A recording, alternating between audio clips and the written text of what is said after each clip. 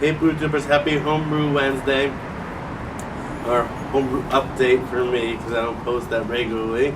And I thought I was gonna start posting more regularly after my last Homebrew Wednesday, right after I brewed this wit beer. But I moved to a bigger apartment in my building. Now I'm filming on my balcony in my new bigger apartment, with my new light that I bought for my camera. So now I'll be filming from here. I'm still in New Jersey, same building, just a lot more room. So the main reason I chose to not only because I've never told you about how my wit beer came out or how fermentation went, but I have another wit beer which I'll tell you about here on the floor below me, which is a very special wit beer. So just in terms of the wit beer that I'm drinking, my wit beer, which I decided to call Settler's Grove, because of all the citrus.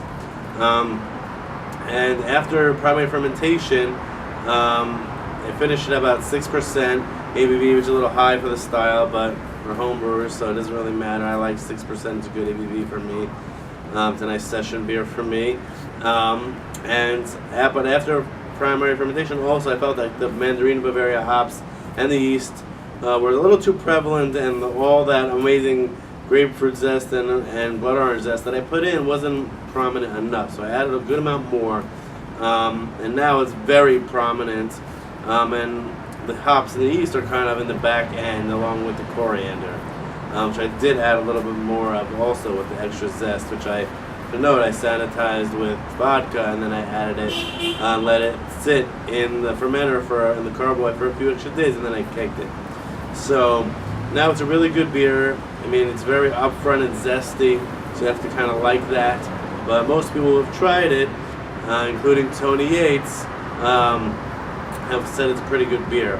So how has Tony Yates tried it? Well, he's in America now, as some of you know, and he spent the first week of this month of July in New York City doing touristy stuff with his family, seeing friends, and we got to meet up on Wednesday, July 5th. I took him to Blind Tiger Ale House, my go-to beer bar, and then I took him to Bitter and Esther's, my local homebrew shop's July homebrew swap, so he could try local homebrews, see what the scene is like. I think he really enjoyed it. I know I really enjoyed hanging out with him for those few hours, and so he gave me a lot of his beers. I'll show you a picture of all the beers he sent me. I've drank a few already, and I posted pictures in the Brewtube Facebook group. So one of those beers that he gave me was his wit, which isn't as out of the box as mine, but I thought I'd give a comparison. But I should know that after a little over a month in the keg, this beer is still very zest forward. There's a little bit of the coriander in the aftertaste and a little of the yeast, but it's very, very zesty, summery beer. I will apologize for all the automobile sounds below me, but I am in a suburb and I'm off a main street in the town, so I hope you guys can hear me well enough. So I'm going to get his wit, which I don't know how well you guys can see, but you'll see in the picture I just mentioned about. In this custom cool label. It comes in at 5% ABV, 13 IBUs, and he gave me a really cool Norway bottle opener to use. So let's open it up and pour it into my Brooklyn snifter.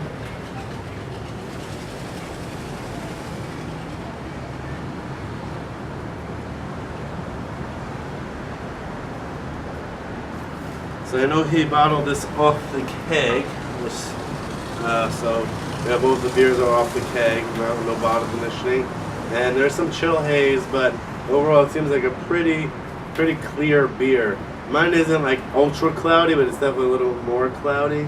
I don't know if you use any finding agents in this, but it's definitely pretty clear, all things considered for the style, but a touch of cloudiness there beyond the chill haze. And the aroma, definitely very classic wit, where mine has that extra zestiness. So you get a little definitely get some orange a little bit of like a weedy character, a little bit of yeast character. Maybe it's like a almost grapefruity, but no. Yeah, it's more lemony than orangey for sure. But very clean, very straightforward, very spot on. Like I've said about his other beers that I've tried so far, very well made wit. So cheers to Tony. Cheers to you guys.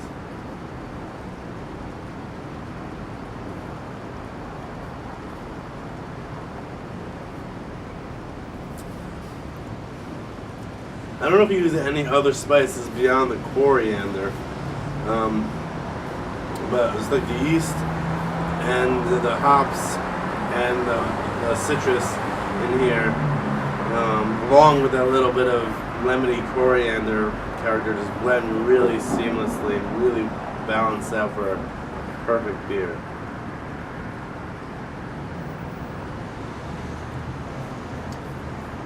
Definitely. Oh, so good. Definitely up my alley. As you guys know, I love Belgians. So I guess I'll use this to segue into what's coming up.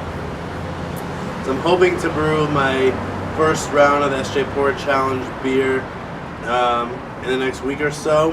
I've told like one or two people, like Tony and I think Man Bear Pig, approximately what my recipe is going to look like. Just without giving you any too much away, I'm taking one of my favorite dark beers, and it's an imperial beer, a big like 9%er, and I'm toning it down to more like a 1060 beer, but with and changing up the hops and just keeping them all built and the yeast strain basically, just to get that balance that I'm looking for of hop character and malt, which and I'm trying to brew this like this because with the need to have a crystal malt and the hops, this beer just says that for me, like a great malt character, which caramel malts can give to a beer, and on top of that, the great hop character, which also shines throughout the beer, especially when it's fresh. So I'm going to brew a drinkable version of that, and hopefully, I'll keep my fingers crossed it'll come out good. Now, I'm not going to brew a test batch like some of you guys did. I just don't have time for that. But I'm so confident in this recipe that I'm going to brew a full 5-gallon batch because I just want to have that beer on tap anyway. So, and then after that, from August 11th to the 15th, my wife and I are going on an anniversary road trip, our 4th anniversary. It's a little bit after anniversary, but that's when we both can take off. So we're going to the Northeast, or to New England, more specifically. So we're gonna spend a little time in Portland, Maine, do a little bit of New Hampshire, and go into Boston. So we're gonna hit up Allagash, maybe a brewery next door to Allagash called Foundation Brewing Company, and then we're gonna go to Smutty Nose in New Hampshire, in Portsmouth, New Hampshire, and finally the Trillium in Boston, or in Canton. Is right outside one of the suburbs of Boston. So I'm really looking forward to that.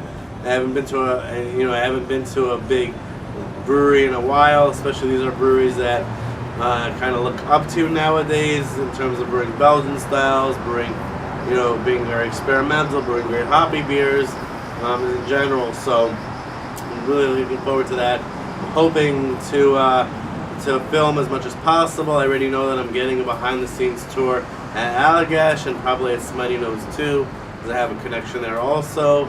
I'm back in my New York City days, so it should be awesome. So a little bit of homebrew come up with the SJ Pour Challenge, more awesome beers to try from Tony, and then some good craft beer stuff coming up. Now again, every video I say I want to post more often, but I can't really make any guarantees. So hopefully I'll be brewing within the next few weeks, so I'll have some content. But otherwise, hopefully over the next couple months I'll have some more stuff to post. So cheers, happy home brewing, happy Homebrew Wednesday, whenever you're gonna view this or watch this video, and hope to see you sooner rather than later.